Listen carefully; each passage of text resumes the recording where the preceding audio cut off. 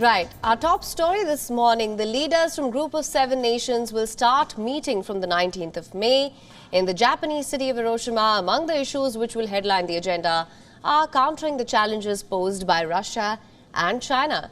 They're bound to emerge as member nations are divided over the approach to be taken against these two nations. Yes, that's the important story we are tracking here. This holds true especially for China. The world's second largest economy is a key trading partner of G7 nations. No nation wishes to strain ties with it. While for Russia, a disagreement exists on how to make Moscow end its war on Ukraine. Let's take a look at this report.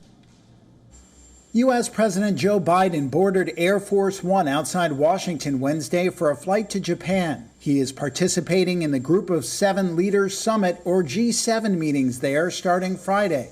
A French official told Reuters he would call this the geopolitical 7, as the focus is expected to be on two countries not invited, China and Russia. When it comes to China, members are grappling with how to warn against what they see as its threat to global supply chains and economic security, without alienating a key trading partner. President Biden had planned to address some of these issues on a visit to other countries in the hemisphere as well. This included a meeting in Australia with the Quad, an informal group of 4 countries that promotes an open Indo-Pacific, which Beijing sees as an attempt to push back against its growing influence in the region. That meeting is now taking place in Japan. Biden was asked about this before his departure. What message does this send to PNG and to Australia? I know that it was important to you to focus on Asia in this trip, but this is having to be put aside.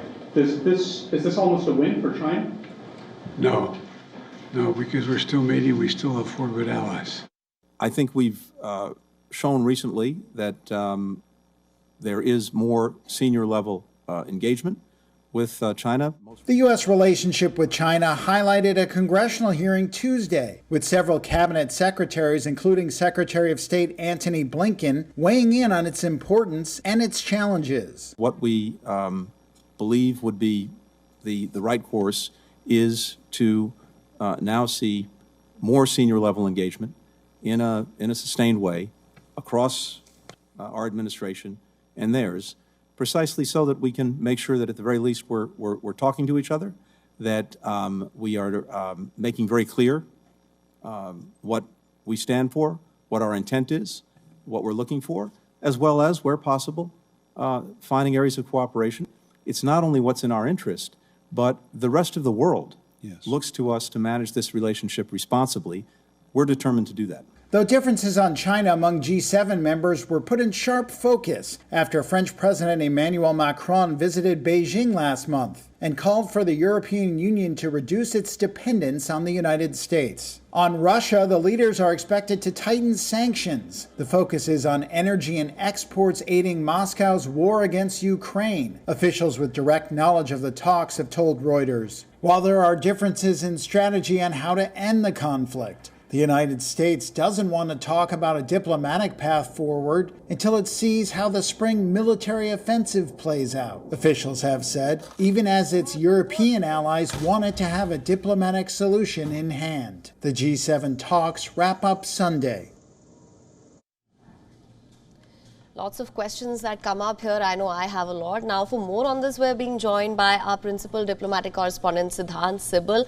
Also joining us to discuss this and understand this better is Professor James D.J. Brown, joining us live from Tokyo. Thank you so much, both of you, for joining us. Siddhant, my first question to you.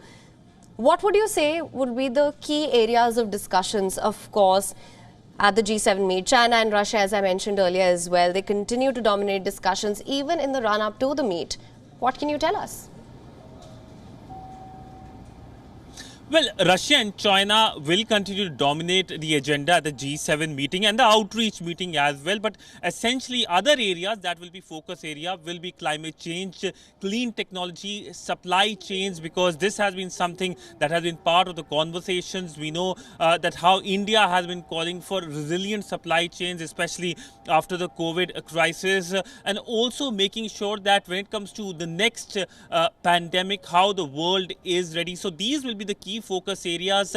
But essentially, if we look at the countries that have been invited by Japan for the outreach summit, that includes India, Australia, Indonesia, Vietnam. It showcases how Japan is focusing on its Indo-Pacific vision. Remember, earlier this year, the Japanese Prime Minister was in India and made an important announcement on Japan's Indo-Pacific vision from New Delhi that included focusing on a port in Bangladesh, that's the Matabari port.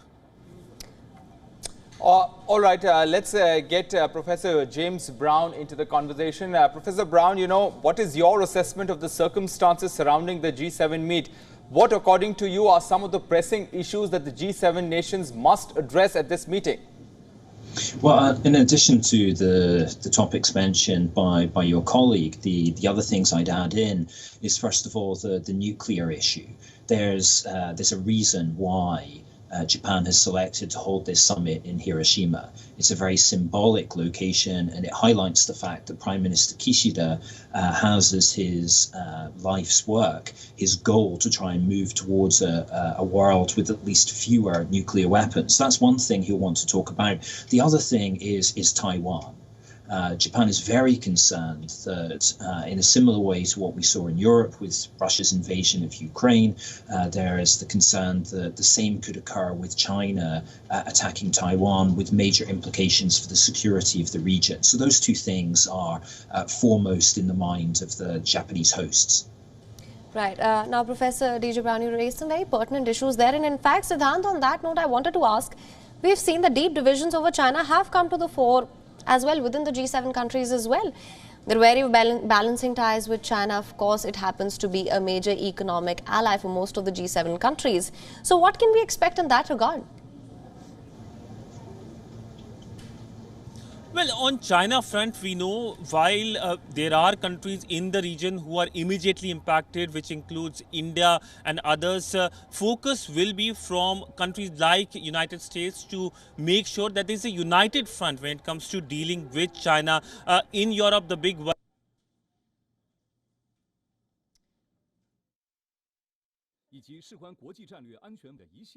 Well, we seem to be having an issue with that line with Siddhant there. We will get him back on with us.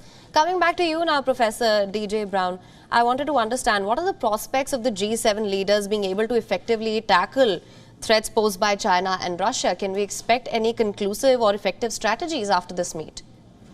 Well, on the subject of Russia, in some ways that's the easier one here, because within the G7 there's strong agreement on taking a very strong approach against Russia, and I expect that we'll see some language on increasing the sanctions applied against Russia, and also trying to close some of the loopholes that exist in those sanctions. When it comes to China, I think the emphasis will be, first of all, on Taiwan. As I mentioned, there'll be language about Taiwan, the Taiwan Strait, and the stability and the security of that area being of major importance to the group, but also on economic security. And here, I think the emphasis will be on de-risking. The idea that whilst countries will continue to trade with China in certain key areas, in particular semiconductors, the countries want to reduce their dependence and thereby reduce China's economic leverage. All right. Well, Professor James DJ Brown, thank you so much for joining us on this broadcast with your insights on this.